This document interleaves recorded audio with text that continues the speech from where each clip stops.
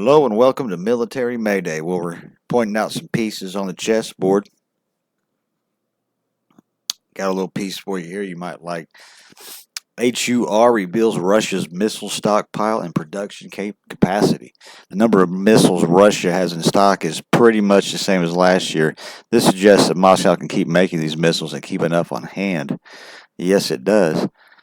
Russia still has a large stockpile of long-range missiles, and the latest Ukrainian estimates suggest Moscow's production capacity is sufficient to maintain current levels. As of the latest estimates, Russia possesses approximately 870 high-precision missiles with operational, strategic potential, capable of striking targets at distances exceeding 350 kilometers. Major General Vadim Skibitsky, a representative of the main intelligence director of Ukraine, the breakdown of the missile types in Russian arsenals as provided by Skibitsky is as follows: 165 Kalibr missiles, 160 units of X-01, X-55, and X-55 missiles with warheads, 290 Iskander-M, Iskander-K, 80 Dagger missiles, and 150 X-22 and 150 X-32. Notably, Skibitsky has highlighted that these figures are consistent with last year's missile inventory, suggesting that Russia can continue missile production and maintain a sufficient stockpile. It is clear that the Russians cannot fully use their missiles either. They must keep at least 30% in reserves. If they release almost everything on our energy system again and do not achieve results, then someone will be kicked out from the office. In October, according to Skibitsky, Russia reportedly manufactured around 115 high-precision missiles with a range of 350 kilometers. This production breakdown includes 20 Kalibr and about 40 X-101s. Additionally, Russia is producing around 30 Iskander-M ballistic missiles and 12 Iskander-Ks missiles monthly. They are also engaged in modernization of X-22 missiles, converting them into X-32 missiles, which is a monthly output of approximately 9 units. Concerning Kinzhal missiles, the HUR produced 4 missiles in October. There are also indications that Russia is working on upgrading Onyx anti-ship missiles to reproduce them for ground targets. The local manufacturing of Shahid Kazemi drones is also underway, particularly at the Yelabuga plant. Skibitsky clarified that this facility primarily handles the final assembly of kamikaze drones known as Jiran-2. However, other related factories in Russia contribute to supplying components for these combat UAVs. Now, I'm going to have to say that they probably got more than that.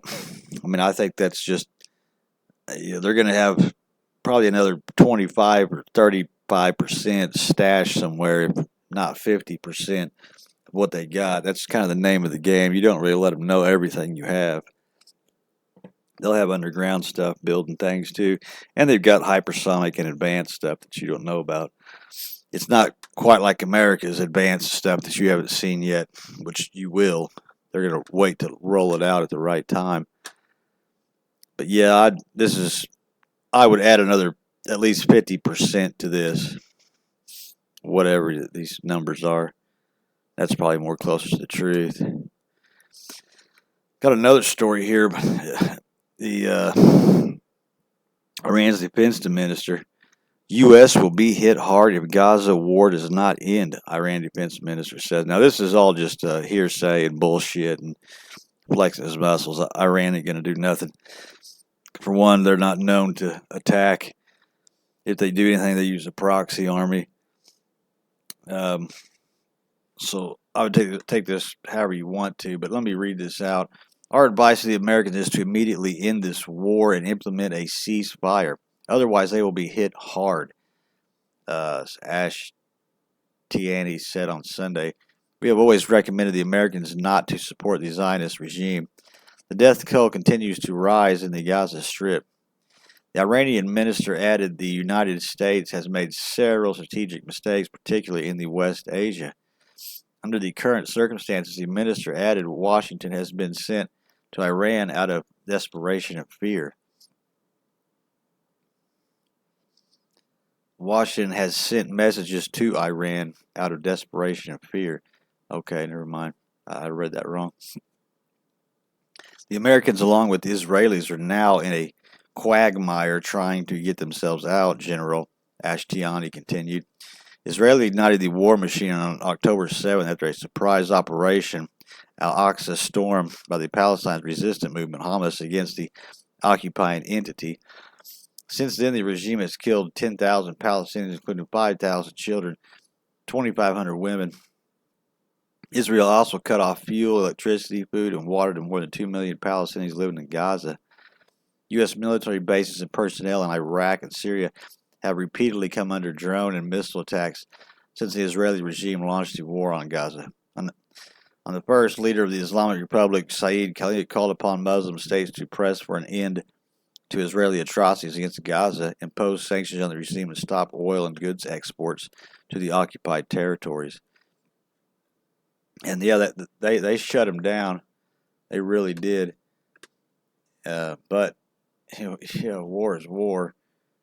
And when they're a set-up, fake, false flag war, which is what most of these are, it's just going to be controlled like this the whole way through. This is going to be years going. Now, there will be small tactical nuclear weapons used on purpose. That'll be to get the countrymen mad, get out of their bunker, and go off and die. That's what that's going to be for. Let's look at this other little story here. I think I got time.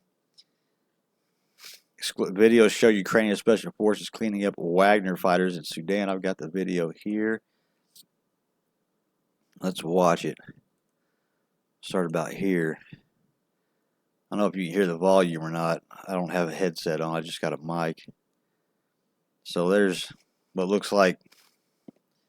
Bam. Yeah, there it is. There's more of these too. Bam. There's another one. That's a different level. Boom. There's the top one. Boom. There's the bottom one. Let's watch it get blowed up. I'm telling you, man, this is going to be all in HD. Look at this shit. Night vision. I mean, we're going to be, like if you have the VR headset on, you can just watch a soldier go through and blow everything up. What we got here? There comes somebody. And boom. Goodbye. You're gone. Gotcha. There he is. And boom. Yep, you're dead. Well, looks like the Wagner problem's pretty much taken care of. I'm betting though that those aren't Ukrainians. I bet them are American contractors. They're using a lot of contractors over there. Listen, if you enjoy the information, why don't you smash that like button, subscribe to the channel. I'm going to put as many of these out as I can. I work nights and I'm real tired, but I might try to get another one out today. Anyway, toodaloo.